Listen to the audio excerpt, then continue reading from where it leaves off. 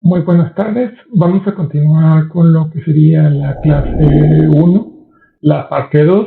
En esta ocasión estaremos hablando un poquito de historia acerca del manejo que se le ha dado a los suelos a través del tiempo, desde que la humanidad es humanidad. Y terminaríamos con lo que es normatividad para la clase uno. Luego continuaremos con la clase 2.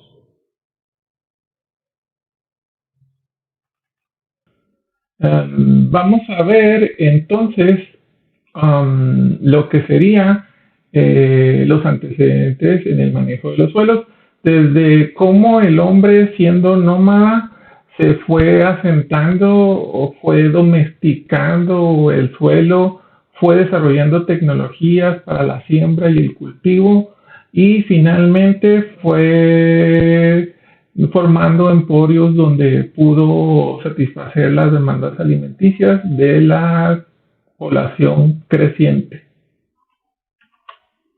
En los años 11.000 antes de Cristo, todavía el ser humano era netamente nómada.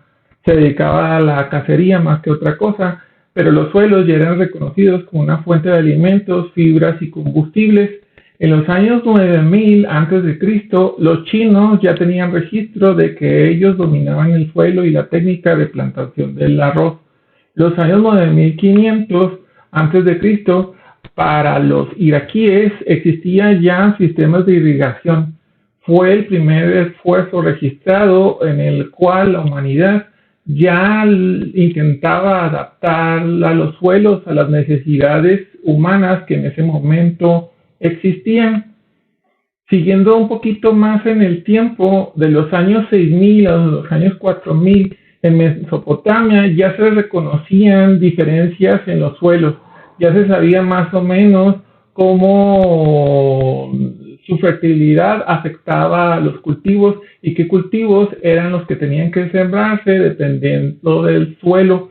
Desarrollaron el primer arador, el ART, y en ese mismo periodo de tiempo en India también utilizaban el arado, y los chinos por su parte ya no solamente sembraban el arroz, sino que también se diversificaron y utilizaron el trigo. De los años 3000 a los años 2000 antes de Cristo, los hindús establecen importantes asentamientos en suelos fértiles al lado de los ríos.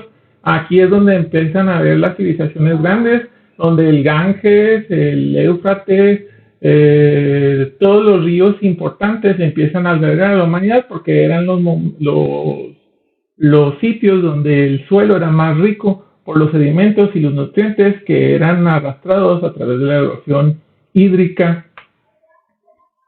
En los años 3000 antes de Cristo, los egipcios ya asocian los valles naturalmente fértiles a los ríos. Ahí es donde se forja todas las civilizaciones sobre el río Nilo y empieza a agarrar su gran poder, lo que fue el Egipto antiguo. En los años 2100 es cuando se incorpora el arado en Egipto. En el 2000 los griegos entran al quite con respecto al entendimiento de los suelos y ellos empiezan a desarrollar filosofías y también un poquito de tecnologías con respecto al suelo. Ellos decían que en el suelo empezaba la vida y tenían diferentes arados para diferentes tipos de suelo. Sus monedas ya tenían grabados respecto a los cultivos que se utilizaban. Aristóteles y Platón tenían filosofías con respecto a la importancia del suelo. Comparaban al suelo como el dador de vida, tal como lo hacía la mujer. Theophrastus escribió el primer trabajo agronómico que se conoce en el sentido científico de los suelos. Platón registró la habilidad de los suelos para poder retener el agua, la relación entre los dos con respecto al uso que se tenían. En 1400 antes de Cristo, la Biblia ya describe cómo la relación entre la población y el suelo tenía que ser forzosamente equiparable, donde si no existía un buen suelo, no podía existir el crecimiento de una población. Los fenicios desarrollan en los 1200 ya diversas tecnologías y aquí se iban sobre todo hacia el hecho de evitar la erosión. Son famosos los jardines colgantes de Babilonia, donde ellos plantaban no solamente plantas de ornato, sino también todo lo que tenía que ver con respecto a alimentos, frutas, verduras, etcétera. En los años 1000, los musulmanes ya utilizaban las matemáticas para irrigación e investigación sobre la agricultura, o tenían un calendario de siembra, usaban el estiércol para la fertilidad. No era propiamente composta porque aquí todavía no se fabricaba. Sin embargo, ya sabían que los estiércoles y los purines de los animales podrían dar cierta fertilidad a los suelos. En los años 800 a los 500, ya no tanto en Europa y Asia, surge esto que conocemos como terra preta. Terra preta es un suelo especial que hay en la zona del Amazonas. Este suelo, como lo ven ahí en la fotografía, tiene un color negro bastante interesante. De hecho, terra preta significa algo así como tierra oscura del indio. Y es un suelo bastante raro. No se sabe exactamente cómo es que se formó, pero más o menos en esos años es cuando se empezó a trabajar ese suelo. Este suelo se caracteriza porque tiene una muy alta retención de materia orgánica, 70 veces más carbono que un suelo normal. Igualmente, junto con el carbono, pues tiene una buena asimilación de agua y nutrientes, y por si fuera poco, la profundidad es bastante adecuada para la siembra. Se calcula que hay alrededor de 2 metros. Cuando uno investiga un poquito acerca de lo que es terra preta, vienen historias incluso relacionadas con los ovnis. De hecho, es uno de los grandes misterios de la humanidad, así como las pirámides egipcias y otro tipo de situaciones que en la antigüedad no se explican.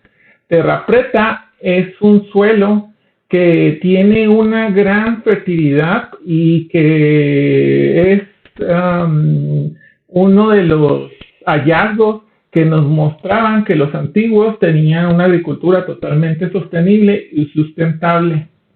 Este suelo es diferente al suelo natural del Amazonas. El suelo natural del Amazonas, aunque nosotros podemos pensar que por existir una selva es un lugar bastante productivo, en realidad es bastante estéril. De hecho, cuando llegaron los colonizadores y sembraron en esa parte, quitaron toda la selva y realmente los cultivos no surgieron. Solamente en los sitios en donde existía este tipo de suelo es donde podían ellos establecer cierto cultivo. Este suelo contiene carbón vegetal, fragmentos de objetos de cerámica. Este es uno de los principales argumentos por los cuales se sabe que el suelo fue fabricado por la humanidad y no tanto por la naturaleza. Desechos orgánicos, como residuos vegetales varios, heces de animales, huesos de pescados y miles de microorganismos diferentes. De hecho, ahorita muchas empresas se dedican a tratar de replicar el proceso que generó terra preta. Sin embargo, de momento solamente es investigación porque no se ha conseguido la receta que se siguió en aquel entonces para generar estos suelos. Se sabe que fue generado por parte de los pobladores que allí existían porque precisamente los puntos en donde se sitúan las poblaciones, que es cada uno de esos puntitos negros que se ven en el mapa de Brasil, el Amazonas, existen los yacimientos más importantes de terra preta. Terra preta, la diferencia en cuanto al cultivo se muestra en esa tabla, donde en la primera imagen vemos una siembra de maíz en el suelo normal del Amazonas y en la otra vemos el mismo maíz, pero sembrados en tierra preta. Lo importante de Terra Preta es más el hecho de que vean que realmente el suelo, aunque tiene periodos de formación enormes, sí puede modificarse por el ser humano y con la investigación adecuada puede adaptarse y puede realmente sustentar la vida y los alimentos. Volviendo un poquito hacia Europa, del 700 al 900 antes de Cristo, se utilizan canaletas para irrigar terrazas, esto es por parte de los chinos.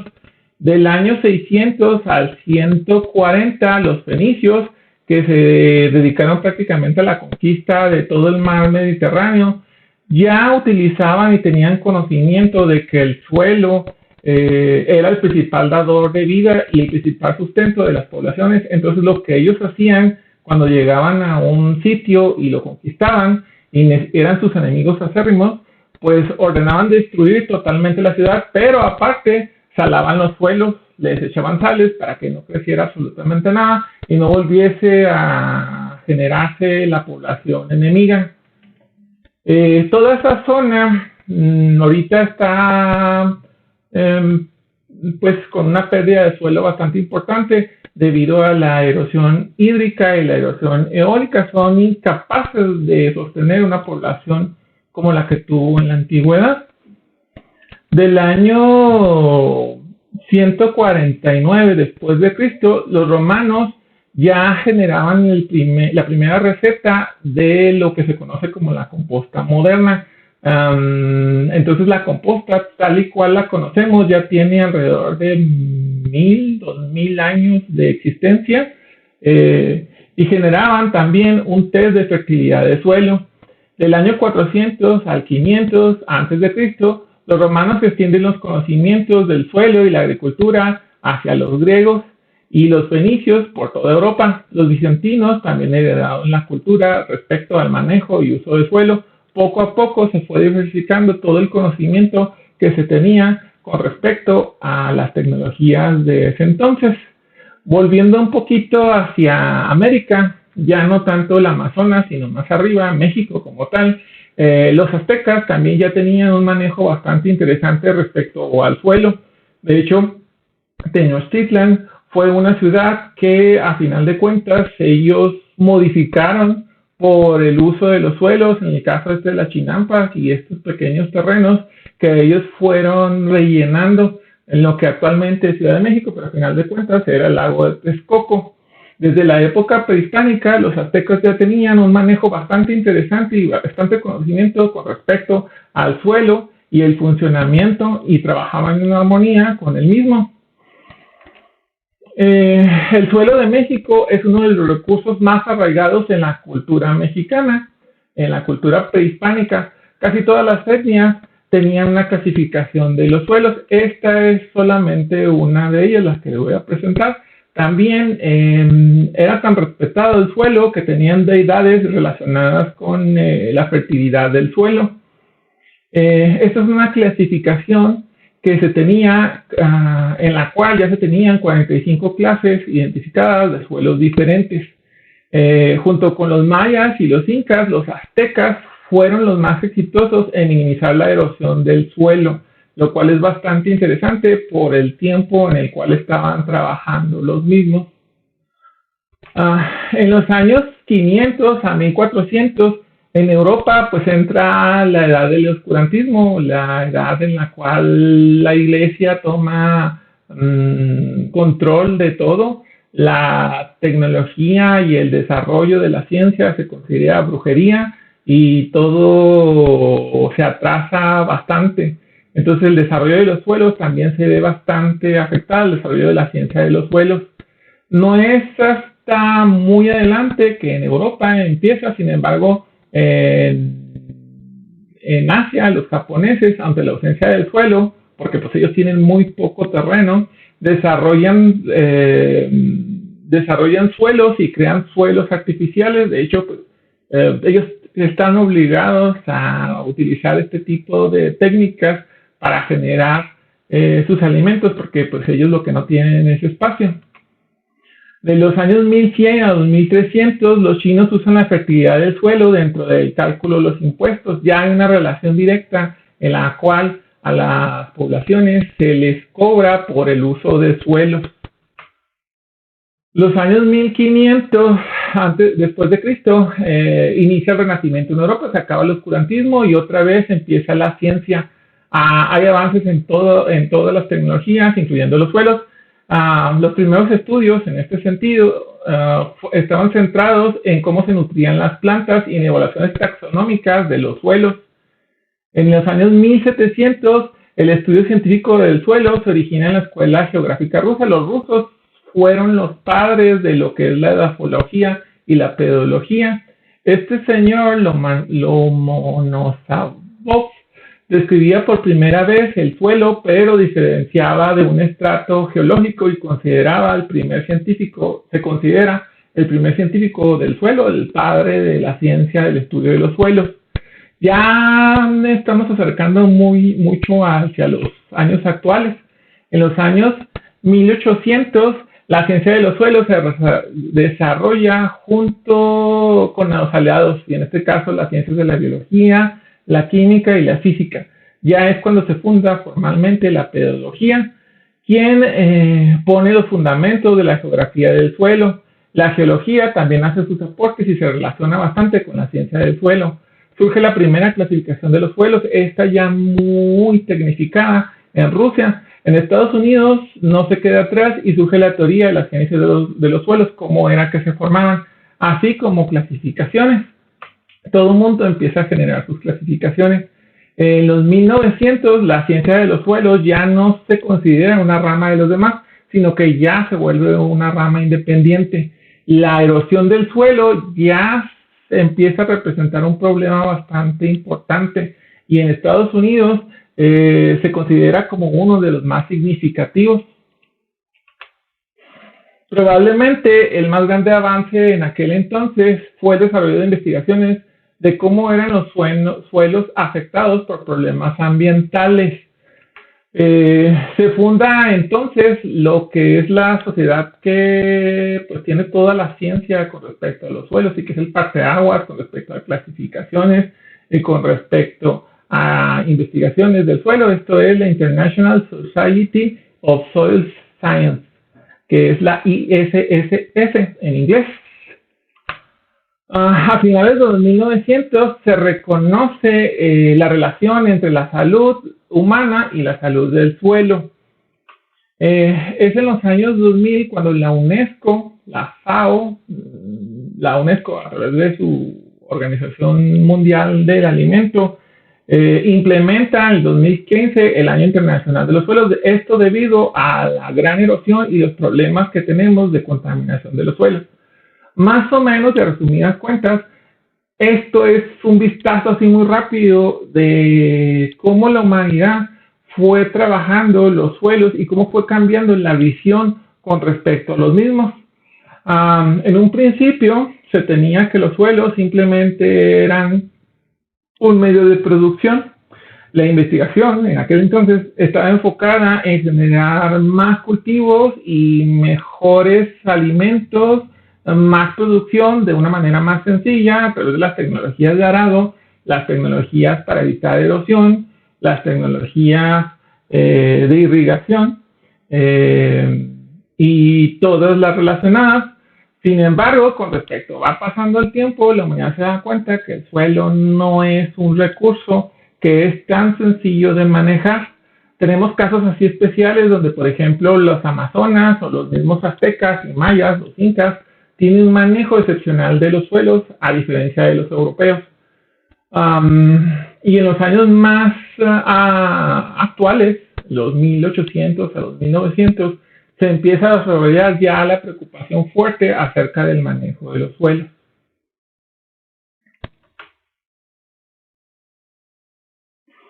Vamos a ver ahora lo que es un poco de normatividad con respecto a los suelos.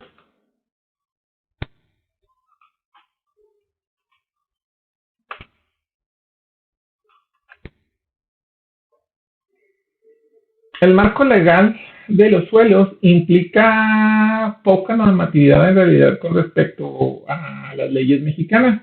Creo que es de los aspectos menos normados en cuanto, sobre todo en el aspecto ambiental. Aquí cabe destacar pues que las principales secretarías o departamentos del gobierno federal que se dedican o que tienen injerencia directa en el manejo, uso y protección de los suelos son las siguientes secretarías como la Semarnat, la Zagarpa, la Secretaría de Relaciones Agrarias, la CEDESOL, la CONAFOR y la Comisión Nacional del Agua. Básicamente todos esos departamentos o instituciones son las que controlan y que ejercen la normatividad con respecto a los suelos. Aquí vamos a ver cómo desde la Constitución, leyes generales, reglamentos, que son las normas oficiales mexicanas, y las NMX, que son las normas mexicanas que no son de injerencia obligatoria, se han estado desarrollando para proteger, caracterizar y para poder dar injerencia con respecto al manejo de los suelos. Aquí es importante que la legislación va a utilizar los términos suelos, tierras, terrenos, superficie y predios para referirse a lo que es el suelo. Si se fijan, muchas de estas palabras en realidad tratan al suelo como si fuese una propiedad, y es por esto, o sea, las leyes en su principal vertiente iniciaron como un dinamismo en el cual solamente se quería ver el suelo como una visión de territorio, o sea, a quién le pertenecía, y también se dieron mucho hacia el hecho de, ok, te pertenece a ti y lo que produce se va a manejar de cierta manera. En ese sentido, la visión productivista y la producción asociada era la que reinaba en las primeras normatividades y leyes existentes. Luego, después de esto, tenemos que el suelo ya se empieza a tratar como un recurso natural. Todavía no se ven propiamente la parte ambiental, la remediación de los suelos y sobre todo los contaminantes, pero ya se ve como un recurso no renovable y que tiene que ser de cierta manera resguardado. Hay la tendencia en que se limiten derechos, acciones o actos que inciden de forma negativa sobre el entorno natural de lo que es el suelo. Y finalmente, ya en los últimos años, la parte ambiental es la que toma un poquito más de fuerza con respecto al manejo y uso de los suelos. Y si se fijan, esta pequeña evolución de la normatividad se parece mucho a lo que sucedió con la humanidad. Poco a poco nos fuimos dando cuenta de la importancia que los suelos tienen y que no solamente es el hecho de producir, sino también que tenemos que cuidarlos y a la vez limpiarlos si es que los contaminamos o hacer un manejo sustentable de los mismos. Iniciamos con la Constitución Política porque pues es el acta que gobierna todo, es la principal. Esta establece la propiedad de la tierra. Como ya les dije, lo primero era establecer el suelo como un territorio, como un predio. Primeramente nos dice que el suelo es de la nación, pero se transmite a particulares imponiendo modalidades y limitaciones de manejo. Divide la tierra en propiedad pública y propiedad privada. El artículo 27 establece la propiedad del suelo, aunque establece limitaciones con razón del interés público y el beneficio social. De cierta manera, aquí es donde se fincan las expropiaciones. Cuando se supone que el suelo, la propiedad es de alguien, pero limita o tiene alguna situación por la cual debe ser expropiada, por este artículo es que se puede recobrar ese uso de suelo. También aborda el concepto del suelo considerándolo como un recurso natural. Sin embargo, pues no se desarrollaba mucho en el entonces de la ley como tal. El artículo 127 establece lo que es la propiedad comunal o social del suelo, es decir, los ejidos. Esta es la primera normatividad que toca el tema suelos como tal. Luego de la Constitución mexicana sigue la Ley Agraria, que esta es de 1992, aunque tiene sus últimas reformas el 2016. Netamente es de visión productivista, no habla nada con respecto a la parte ambiental, no toca en demasía la propiedad del suelo, porque pues esa ya la rigen otras leyes, pero aquí regula la propiedad social y aquí se basa en la parte de los ejidos, las comunas y las pequeñas propiedades. Los artículos 9, 10, 11 y 115 son aquellos que hablan acerca de los ejidos y las comunidades que tienen un régimen especial. Todas sus disposiciones están enfocadas en regular las actividades agropecuarias. La siguiente ley es la Ley de Desarrollo Rural Sustentable y su reglamento. Aquí les llamo muy positivo, es la palabra sustentable. Esta fue publicada en 2001. Esta analizaba la potencialidad y las limitantes desde la sustentabilidad del territorio, donde ya se pedía que sí se hiciera uso del suelo, pero que se garantizase que la funcionalidad y los servicios que el suelo nos ofrecía a cambio de alimento se conservase de cierta manera. Entonces,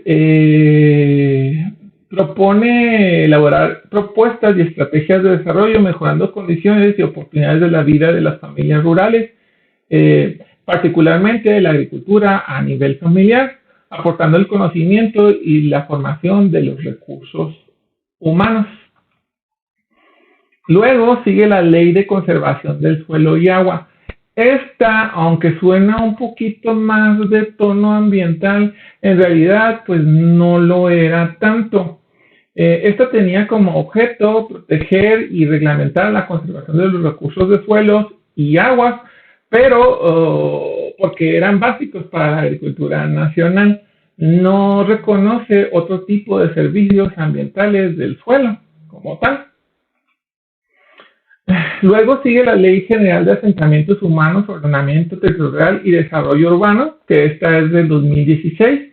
Esta tiene por objeto fijar las normas básicas para planear y regular el ordenamiento territorial de los asentamientos humanos y la fundación, conservación y mejoramiento, además de crecimiento de los centros de población. En sí trata de regular las poblaciones con respecto a los usos del suelo, donde trata de que no se presenten poblaciones en lugares irregulares, que siempre hay, pero esta es la ley que está elaborada para lo mismo. En 1996 surge la Ley del Equilibrio Ecológico y la Protección al Medio Ambiente, que este es el parteaguas para que la parte ambiental empiece a cobrar fuerza. Fue publicada en el Diario Oficial de la Federación en 1988, en la reformada en 1996.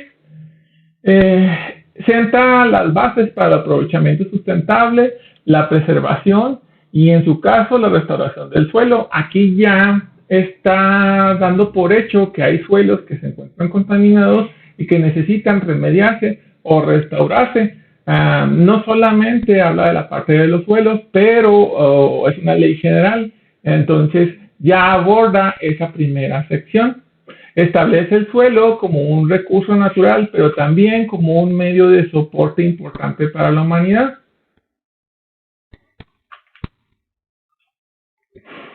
Esta ley también, en su capítulo 4, que es sobre la prevención y control de contaminación del suelo, de los artículos 134 a 144, se aborda toda la protección jurídica de los suelos desde una perspectiva netamente ambiental.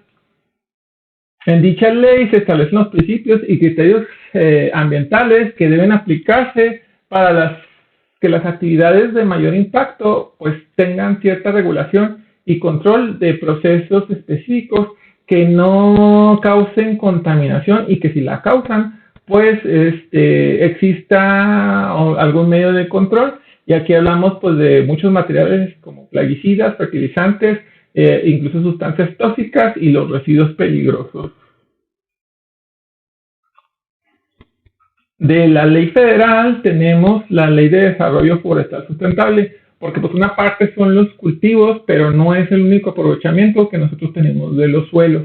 Aquí también viene el aprovechamiento de los bosques y existe también normatividad con respecto al hecho de los recursos vulnerables para no excedernos en el consumo de los bosques y limitar y facilitar los diferentes tipos de erosión. Esta va a recoger el suelo como un recurso, donde los bosques cumplen una función de conservarlos, no solamente los suelos, sino también las aguas, minimizando la afectación con el cambio de uso del suelo de los sitios forestales. Básicamente trata de controlar el hecho de que los bosques sigan siendo bosques y no se conviertan en sitios de cultivos. Busca el aprovechamiento sustentable de los bosques por medio de su conservación. Asimismo, existe la Ley General de Vida Silvestre, donde ya no solamente vemos la parte de los suelos como tal, sino que aquí se define que los animales usan al suelo como un hábitat donde sin el suelo pues no existe la vida de diversas especies en la vida silvestre.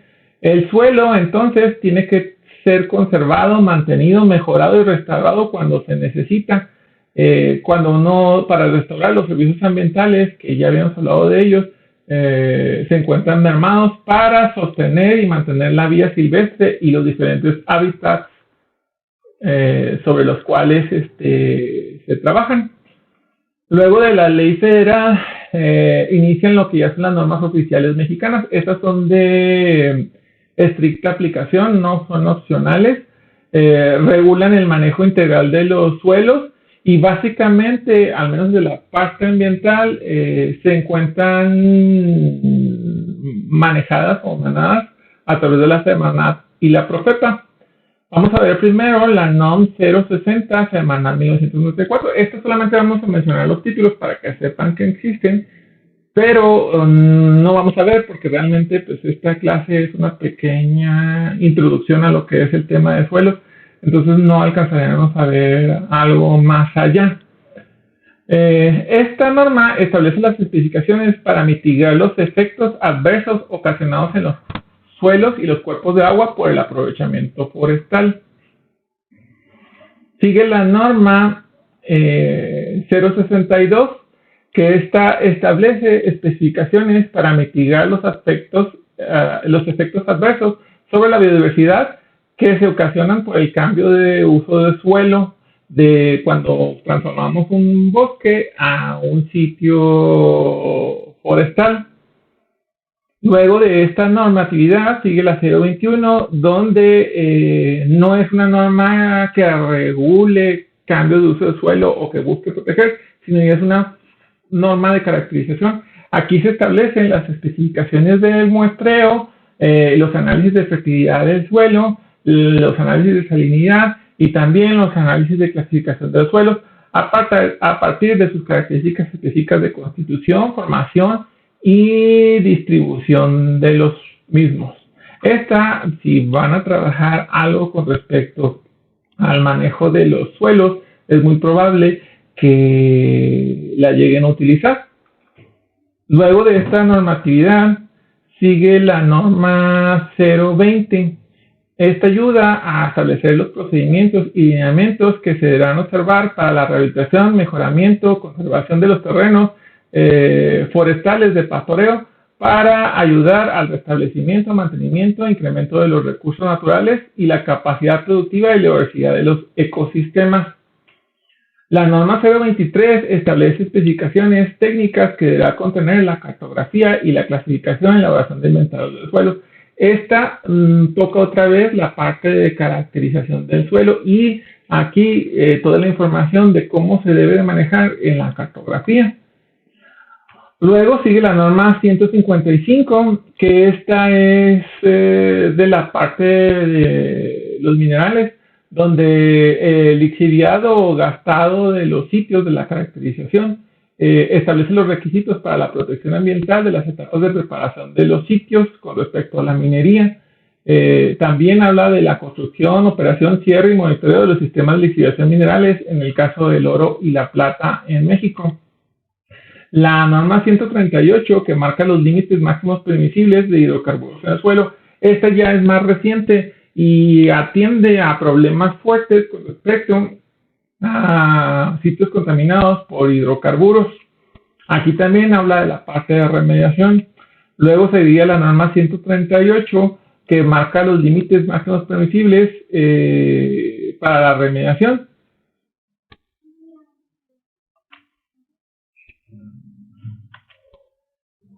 La norma 147 de la Semanat establece criterios para la caracterización y determinación de concentraciones de remediación de suelos contaminados con arsénico, bario, berilio, cadmio, cromo hexavalente, mercurio, níquel, plata, plomo, selenio, talio, vanadio y los compuestos inorgánicos asociados, así como los criterios de remediación con respecto a esa normatividad. Ya las normas mexicanas están más orientadas hacia la parte de hidrocarburos y aquí básicamente va a ser el análisis por cromatografía y la caracterización para la fracción media, la fracción pesada y la fracción ligera de los hidrocarburos, que es la norma NMX 145, la norma NMX 134, la norma NMX 105 y la norma 134, todos de la Secretaría de Comercio. Gracias.